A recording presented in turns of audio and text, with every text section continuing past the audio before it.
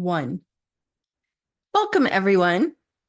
Today, I'm going to dive into how to spot and manage challenging clients, in particular on the Upwork platform. I'm your host for today's video, Patty Thompson, and let's continue.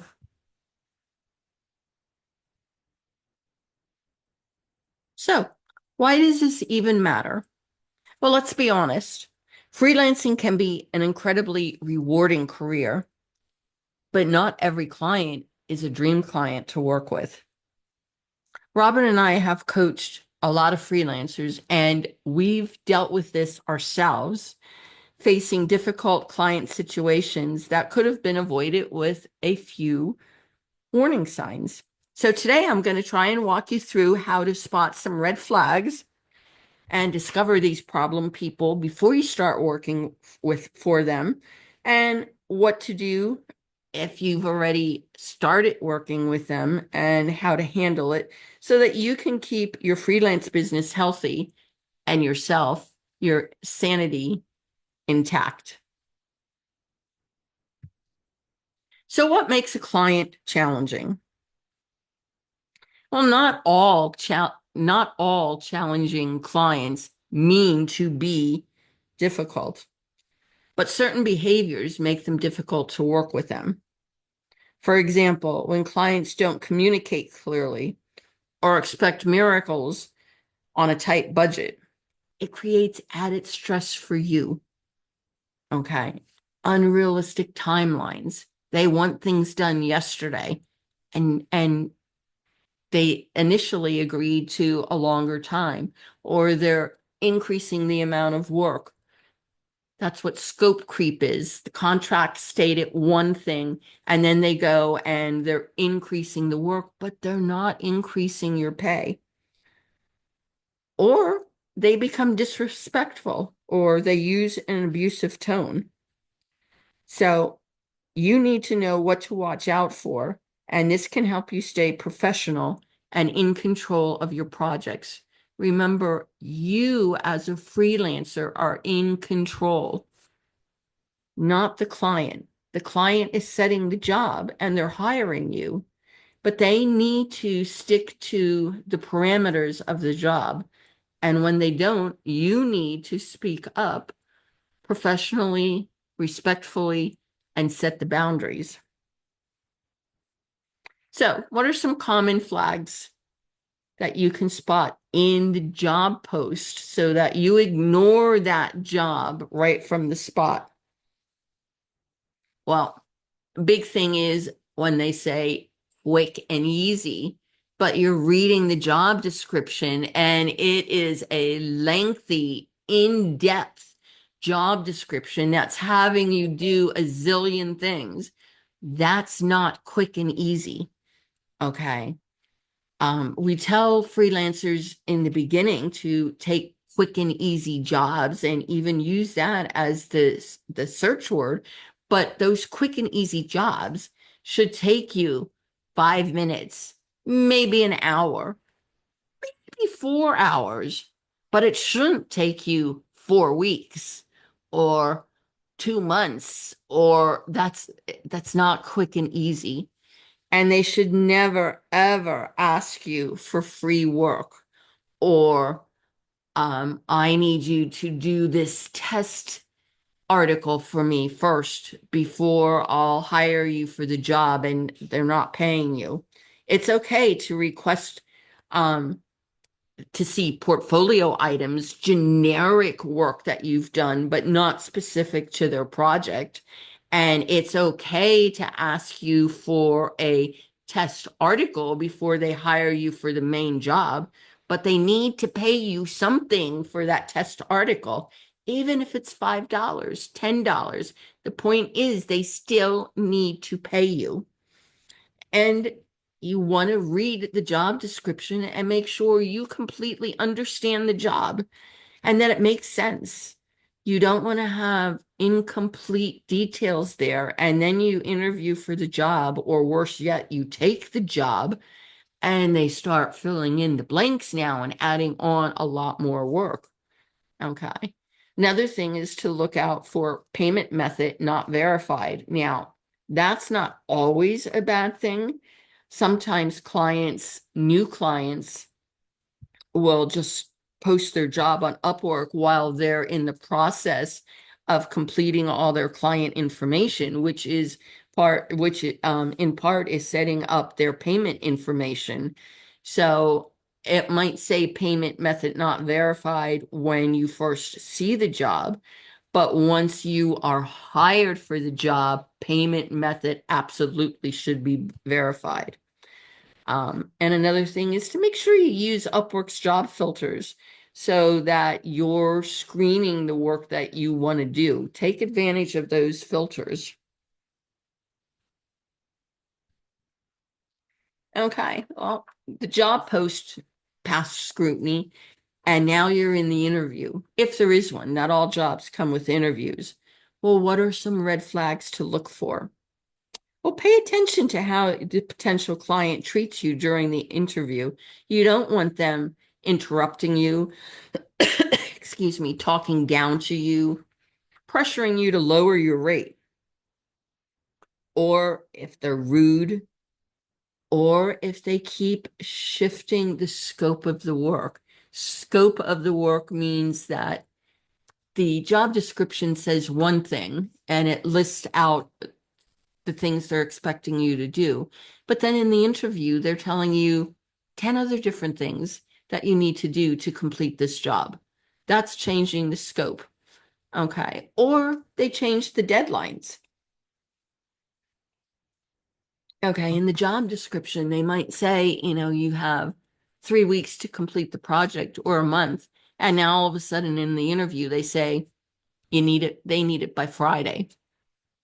Okay. Trust your instincts. If things feel off during the interview, they probably are off, and that's not a client you want to work for. Remember, again, you are in control. So the contract starts, and now the client becomes difficult. Okay. Boundaries are always your best friend. Okay. And communication.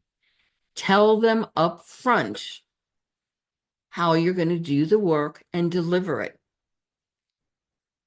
Sometimes work requires a revision. Okay. Sometimes it requires delivering it halfway through to make sure you're both on the same page. Okay. Set the boundaries. Make sure they're not vague or they keep changing the expectations. All right. Make sure that if you're asking for feedback, am I on the right track? And they don't answer you and you continue working, it's a bad sign. It's a red flag. If they're not responding to you, that's called ghosting. They told you what they wanted, and then you have questions and they disappear. Don't continue doing the work if you're not sure how to proceed. Okay. Or the client says you're hired, but now they're not signing the contract. Or if you have milestones, they're not approving your milestones. All right. You want to make sure you document everything on Upwork. Don't go out of Upwork.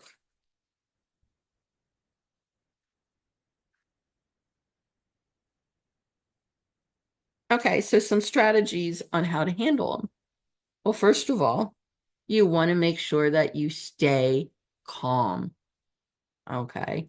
Don't get upset and, oh, I got to tell this person off. Always remain professional and calm. Breathe, take a deep breath. And I told you, use boundaries, set expectations right up front. Okay. Limit revisions, document everything that they change in the job description, and be willing to walk away if their demands are unreasonable. Again, keep everything in Upwork. document everything, point it out in writing, refer back to the contract, and let them know whatever in the messaging, let them know that whatever request they're making, that's out of the scope of the original Upwork contract that they set. Okay. Upwork will protect you if they decide that you're not doing a good job, or they want to end the contract, or they don't want to pay you, and you need to get paid for the work that you did, even if you didn't finish the contract. You need to get paid for what you did. Okay, sometimes it becomes necessary to walk away. All right. When to walk away? Well, if they become abusive or they start manipulating you, if the client ignores the boundaries that you set, or most importantly, if the project is hurting your business, you don't want a negative review, or if it's hurting your health, all right, then it's time to walk away. And sometimes you have to. No gig is worth your peace, all right? No gig is worth working 10, 12-hour days to get the job done just to please a client who can't be pleased. Know when to walk away. Upwork has tools to help you. Use them. They have a dispute resolution system. Make sure you contact Upwork when you have a problem. If you have an hourly job, they have a time tracker and a work diary, but you have to use it. Okay. Um, Upwork works on a feedback system for both the client and the freelancer. So when you're leaving a review for the client, make sure you're honest, because you want to alert other freelancers, just like you want to be alerted about difficult clients. Okay, be diplomatic when you're doing it, but you want to communicate the problem client. And again, and I can't say this enough, make sure you keep everything on Upwork, because that's how Upwork will protect you. That's why they're taking out service fees. That's why you want to make sure you're working for a client that's payment verified, because they pay Upwork that payment before they even know who they're hiring on Upwork. And so they can't withhold the money from you if they feel if Upwork feels that you did the work as stated in the contract, you will get paid the whole thing. If the contract ended early because the client became difficult, they'll pay you a pro-rated fee, but the money's there already. So that's why payment verified is so important. That's why staying on the platform is so important. Keeping an electronic paper trail.